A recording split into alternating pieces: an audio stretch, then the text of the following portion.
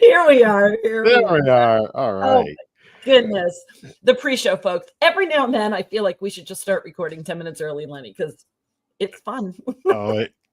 We'd probably get in trouble. But happy Friday, everybody. We missed you last week. Sorry, we were both sick. It was tis the Yeah, it was season. not good. Yeah. Not good. Happy Friday. Happy last day of January for Can you those of us believe that? who just really need this month to go away.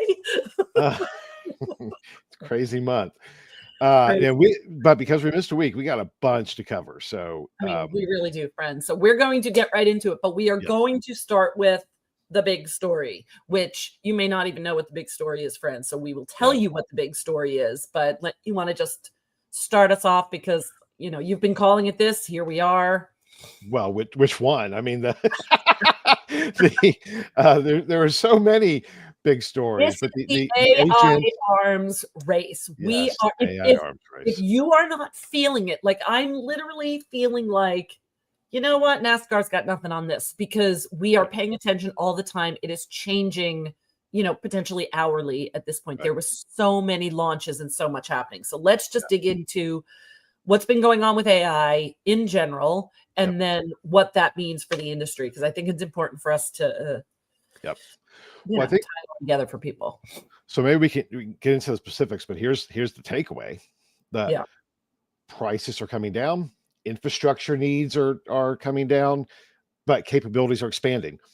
That's I mean, I think that's in real business use cases. So the business use case, the OpenAI launching their agents, their operator agents, along with everybody else.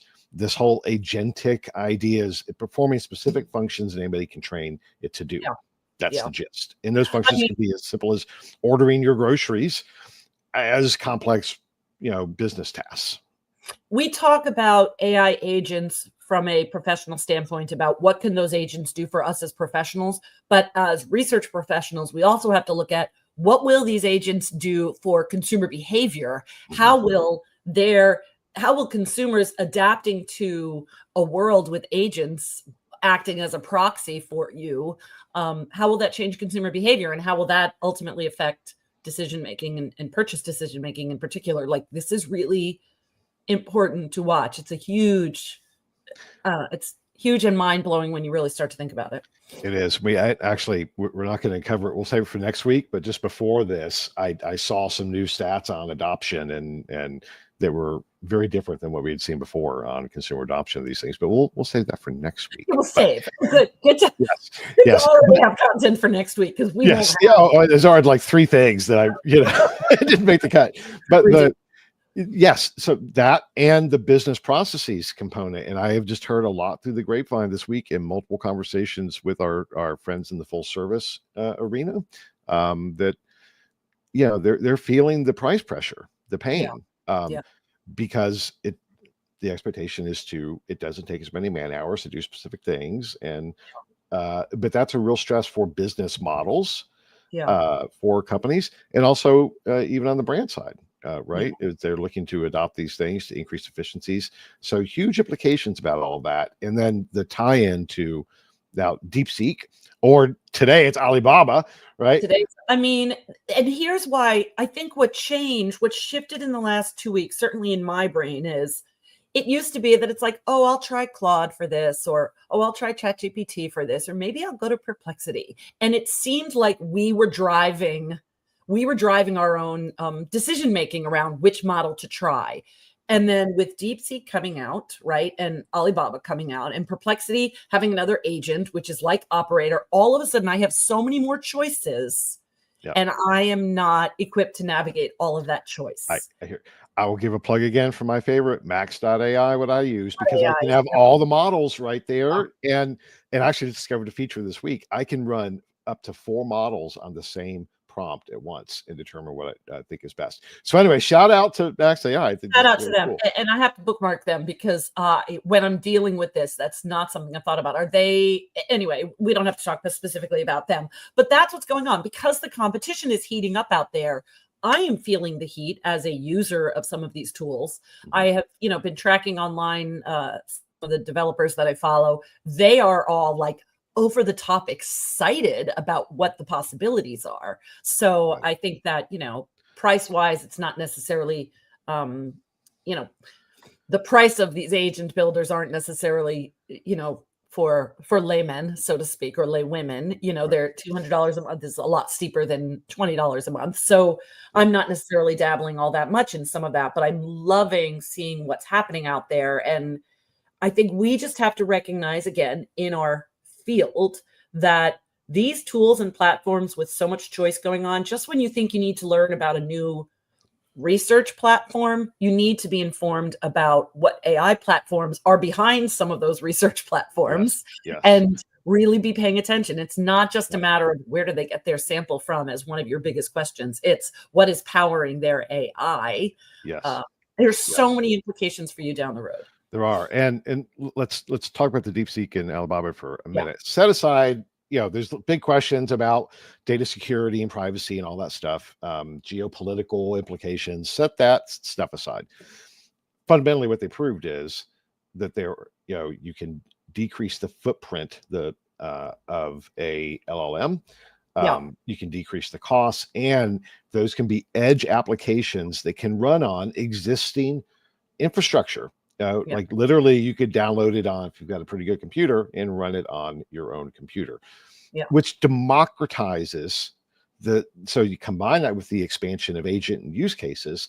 Now we're getting to the place where the barriers to entry from a cost standpoint are decreasing, while we're expanding capabilities. And that is going to increase adoption across the board for average consumers as well as small companies. Which is no different from what happens with most Right. like first to market, Yes. and then the fast followers. Like this is very typical. Yes. It's just applied in such a way that is slightly outside of people's grasp on some level. So it feels Yes. it feels bigger, but it is a very similar pattern of of product launch. Yep. And the so that's where we're DeepSeek's new AI. I was looking at where Carly had posted the what was also in a Perplexity integrated.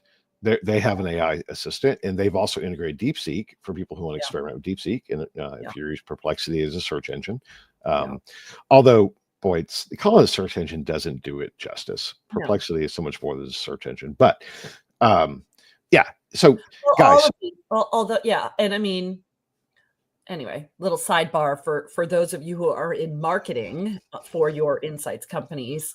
One of the things that happened for me this week was, I got a little pop-up in my ChatGPT where it said, hey, do you want to use the extension in your Chrome browser for ChatGPT? And then I was having a choice. Do I want to search? Do I want to do a Google search in Chrome, or do I want to do a ChatGPT question in Chrome? And it was all happening in my in my search bar. So I enabled it, and then I'm like, oh no, not ready for that yet. So even people who are paying attention to the integrations and how this is going to be changing our search behavior, this is all like we are at such an interesting time. So, and the DeepSeek stuff, can I just shout out to Donovan, because Donovan Andrews, who spoke at our AI event in the fall, he's an amazing thought leader when it comes to AI in the he in the kind of Big Four consulting background. That's the mindset he brings to it. And so I'm paying attention to him and what he's sharing. And he's the one who shared a little bit about, banning DeepSeek and data handling concerns and privacy concerns. And the reason why I wanted people to kind of pay attention to what he's doing is that he has this very much a relatable business mindset and not a developer mindset. So when you read what he's saying, things make more sense for those of us who are kind of in this corporate world. So, anyway, that's why I kind of share this Donovan Andrews LinkedIn post, Carly, if you can grab it, it's in there. It's just interesting to pay attention to what he's talking about and how this has implications to us as professionals. Yep.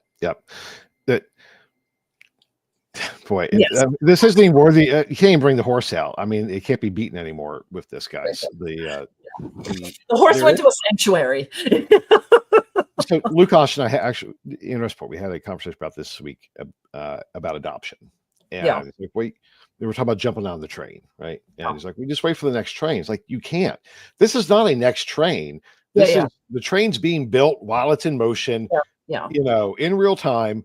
It's one train, and there is no jumping on point. It is just already going. It's just and a I think that's question what whether an early adopter or late adopter. Yeah, certainly what I'm feeling, what I think a lot of people are feeling is it's already going and it's going fast. Yeah. And you know that feeling when you're like, whoa, we are moving really fast right now. And you feel like you could lose your balance. I think that is sort of the emotional analogy for how a lot of people are feeling right now. We are. And to tie it into specific research in our industry, the theme I am hearing this month of every conversation that I'm having at all levels and all types of companies, both brand supplier side and client side, is it is all this topic. The companies are going to make or break this year. Suppliers, there are some suppliers companies that if they do not get a handle on the transformational impact and begin doing that this year, they may struggle very, very badly to catch up.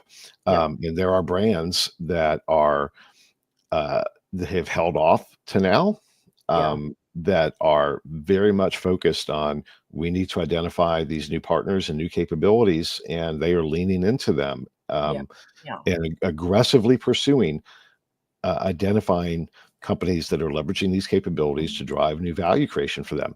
That is, it is happening, guys, because this is that's my day job.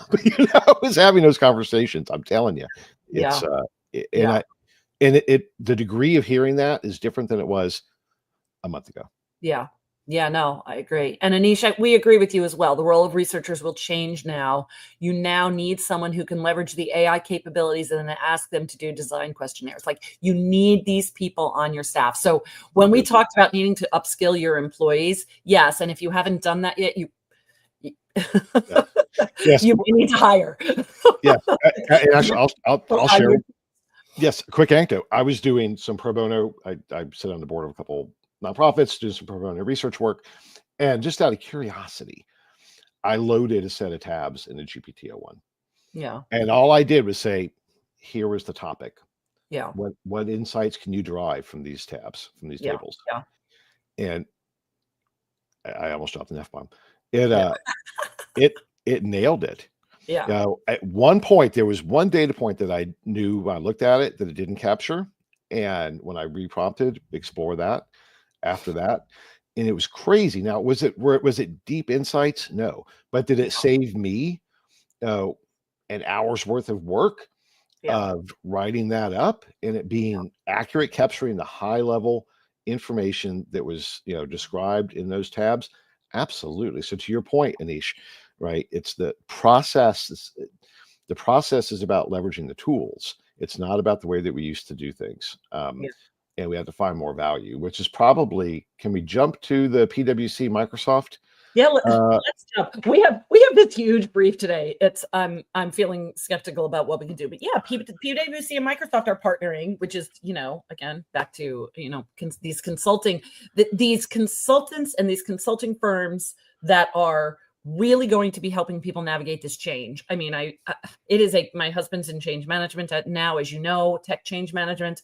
And this is a very busy time for them because he's at the enterprise level and there's, I'm sure plenty of people who do what he and his colleagues do. But the idea that the big consultancies and lots of change management consultancies are helping enterprises through what is happening right now. And here's kind of another example of a major partnership, PwC and Microsoft partnering on this AI transformation.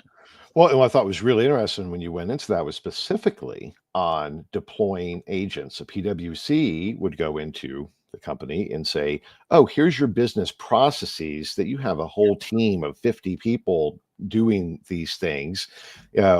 Here's how to design and implement an agent that will streamline that process. So that one, it's very, for a consultancy that is at risk of disruption, to lean into, okay, we're going to help guide the implementation of the disruption. It's very smart, PwC. But think about it, if that's happening in finance, right?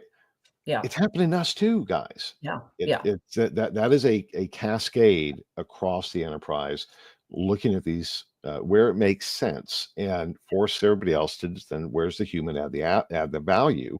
And it's not in crunching numbers. That's what the systems are going to be for. It's going to be checking, make sure the numbers are crunched correctly. Yeah. But yeah, we're there. Yeah. It's pretty cool. And this one, I think in particular, that you found about Google launching their generative AI accelerator to the tune of what, 30 million in innovation coming out of this accelerator. That's the plan. So, here's another very obvious signal that this is where investments are headed in the future. I mean, if you don't believe us, then Chamath, I can't pronounce Chamath's last name, but if you watch the All In podcast, which is a big podcast with him and a bunch of other tech entrepreneurs, VCs, I think he was one of the early folks at Facebook. Anyway, on his you can pay a subscription and get a deep dive on the current state of AI, like as of this week, which was really I did not pay the prescription. I got the the condensed version, prescription, which is another thing. Yes, right. Probably need a prescription after all this. So there's so we do our best to kind of look at all of these other people that are really paying attention to these things, that condense it to bring it to for our industry. There's an example of really intellectual heavy hitters with deep experience in tech doing assessments on these things, kind of really in the weeds. Encourage you to check those things out. It's not the only resource out there. There's others, but that just crossed.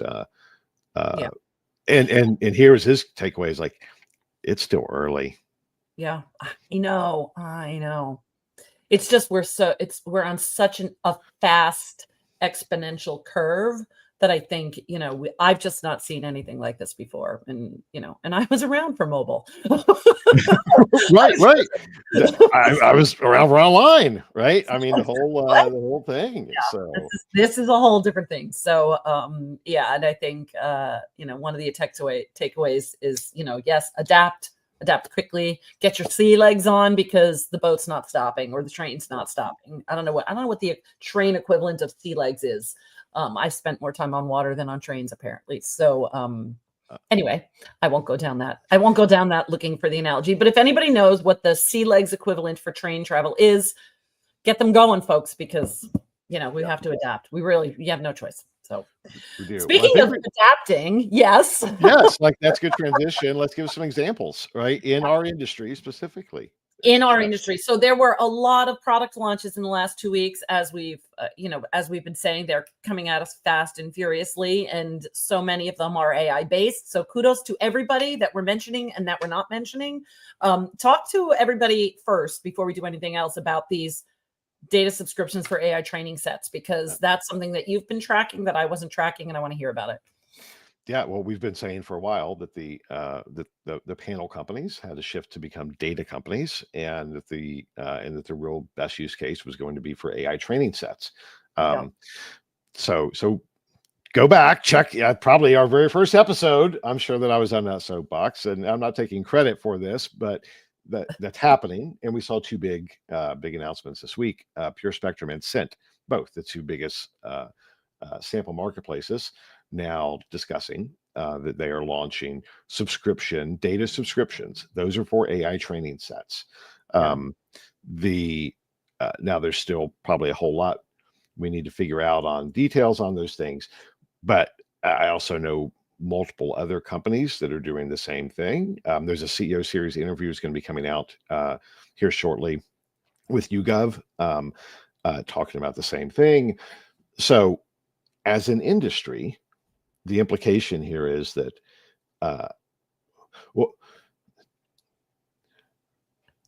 we have to think of how we fit into powering a custom LLM or LAM that a brand is building and being a data feed into them. Sample companies make an awful lot of sense because they capture an awful lot of data. but the same thing will apply to suppliers. And what's the long-term implication of that is they're building these AI training sets that will reduce the volume of research, but maybe not the frequency, because they're going to try and answer the questions they can from the existing data first. That is the logical outcome here, and we're seeing companies that are doing that now. And it's going to be about how to leverage the data more effectively rather than the project. And we all have to get that through our heads. We've got to start, as an industry, recrafting our thinking. We are in the data business. Research projects are only useful as they are a mechanism to get data that's feeding a much bigger system. And use it as a kind of a lesson in eliminating that frustration of anybody who's ever done a research project and has thought to themselves, gosh, don't we have this somewhere? Isn't this intel somewhere? Or haven't we asked this question before? Like, just think of it as the opportunity for then, really focusing your efforts on what you haven't gotten yet, what answers you're still looking for, where the holes are, where are the opportunities to learn more in a different way, because you are maximizing and leveraging the work that you've already done. So kind of reframe your thinking. And it's all going to come down to, Lenny, like with every other research project, is what are our objectives here? And if your objective is, look within the data that we already have to find these answers, great. If your objective is, we need new learning and new thinking and ask questions we haven't asked before, there's still a world of opportunity out there for fresh research. So which is a good, as we look at the other announcements. Well, let's start with our good friend Will Leach, who's been co-host on here before. Will, you think it's interesting about Will's business of behavioral economics. How do you marry that with AI? Well, he did. So he's launched a new product that leverages behavioral science and allows you to do all types of stuff. Anyway, shout out to Will. Check that out. But then we saw the Sapio unveils AI-powered survey storytelling platform, which is really cool. To make it better, we talked about Dectopus, things like that in the past, and now we're getting to that visualization component where we can make our results more interesting. Picator, AI coding for text analysis. So it's coding. It is coding. It's not just doing, kind of the higher end analysis that we're used to. We're getting codes now. Right. Yeah. And then we have Forsta unveiling AI powered research, HX, the human experience, right? So it's, trying to break down those silos, for lack of a better word, and make sure that CX is talking to, your whatever your UX department, your market research department, and make sure that we are, consolidating all of that information with the help of AI. So kudos to you at Forsta. And then an AI moderator, Yasna, right? So they have added voice too. So so hats off to you as well, the team at Yasna, because I think that's, the world of quality scale, like having voice as a part of that is also another game changer there, right? So I think all of these, the ones we call out, this is not a complete and exhaustive list. No, we would be here for hours if we were trying. Be here for hours, but we specifically wanted to call out these, which were interesting because it's different use cases of AI. So again, imagine the possibilities, but also on some level, I would love to stop talking about AI product launches, but that's not going to happen because they're table stakes at this point. You really need to be figuring out how you are using AI in your product features to show that you are ahead of the curve, and not a laggard, like not what's going to be perceived as traditional is going to be old fashioned pretty soon, right? That's what happens with those types of languages. And I mean, with those types of semantics, is traditional research message will appear outdated if we are not staying ahead of the curve of what's current. At least that's my my sense there. So, I agree. And it purely comes down, like, all of this is just about cost. It's cheaper, faster, better. Always, right? So it's about cost and speed efficiencies, and then increasing. Better can be defined in multiple ways, but certainly quality is a piece of that. That we should also mention that all of this, that AI training sets require good data. The risk of contamination is huge.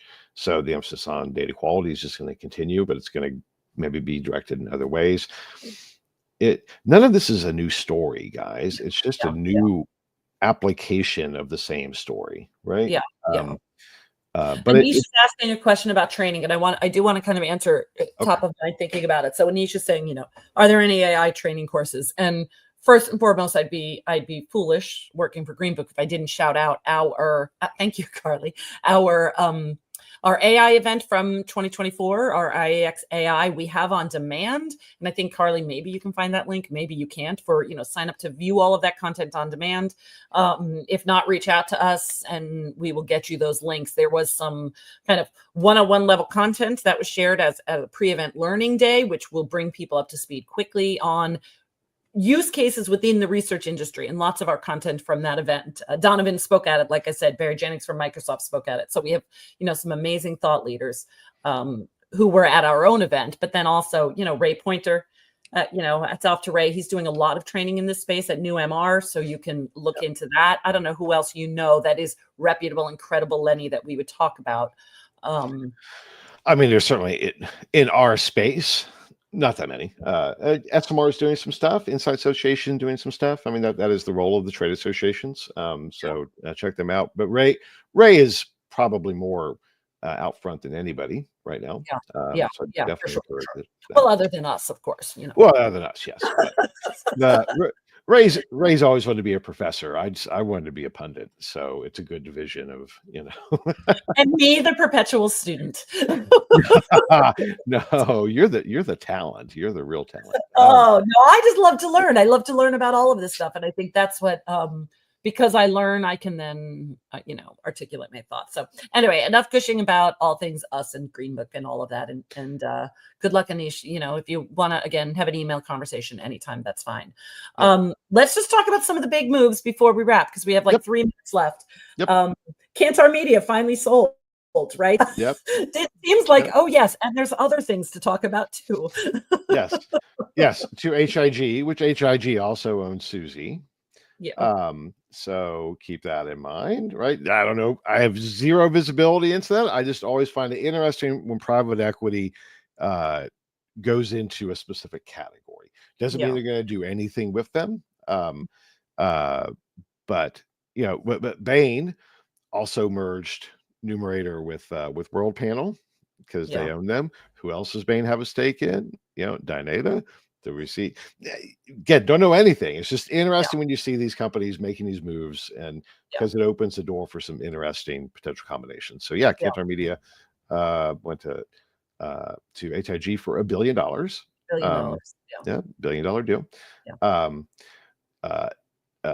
NIQ is Nick NIQ. I still want to just call him Nielsen, but the Nielsen IQ expanding their OmniShopper panel, right? So they speaking of media, right? Haven't they traditionally very media and OmniShopper hasn't necessarily been a part of it, and here they are expanding. No, 2 different parts of the business. There's the media business and the shopper business. The shopper business has always been a pretty good chunk. This is the part that also acquired GfK. So but their OmniShopper panel, the world's largest consumer panel, it's collecting data on consumer purchase and attitudes, mostly purchase behavior. You think and Nielsen already has the Nielsen Data Cloud. Yeah. They already have subscription business. This is part of a subscription business. So they may not have called this out that this will fuel AI training sets, but I will bet you anything that's that's why they're expanding it. So let's watch for that. That'll be fun to watch for. So Yep. And why don't you talk about our friends at Wire? No, just changes happening. It's a women in research, as I am one, and I'm also a volunteer for the organization, and we'd love to support them. But they've restructured a bit, which I think is really interesting and also very timely and important. So we have some leadership changes. They've brought on, and I'm not going to remember her name. I'm going to have to pull that up somewhere. But Michelle Andre is still very much involved, but moved into kind of a developmental role. Jessica Sage, who has done lots of the programming, is now moved to executive director. So kudos for her. Of course, Kristen still the founder and still heavily involved. And then they've brought on kind of a woman who is new to the organization who's going to be really digging into some of their programming. I mean, they are expanding their kind of networking events for women specifically into different cities all of the time. They are, always heavily involved at IAX events. We love their happy hours. Those of us who get to attend them, the night before we kick off our events. Right. And, they just offer a lot. And I've talked about it a lot and I've interviewed them on the podcast, but they have a lot of services for women in the industry who, let's just face it, are still on an upward climb when it comes to, networking and leveraging their networks for their opportunities, so hats off to everybody in that organization and all the hard work that you're doing, and good luck in your new roles. Yeah. My God, we crammed 2 weeks worth of stuff into 30 minutes. We're so capable. Yeah. Wow. Yeah. All right. So that's it. Yeah. We'll talk to you next week. See everybody next Friday. Lenny and I are going to abruptly leave because we both have things to do and other calls to get on, but it was good to be here for this half hour. Have a great first weekend of February. Enjoy Groundhog Day in the US, and let's hope for an early spring. Yeah. It's warming up. Hopefully everybody's warming up a little bit. So yeah. And we'll see you all next Friday. Take care, everybody. Bye-bye. Bye.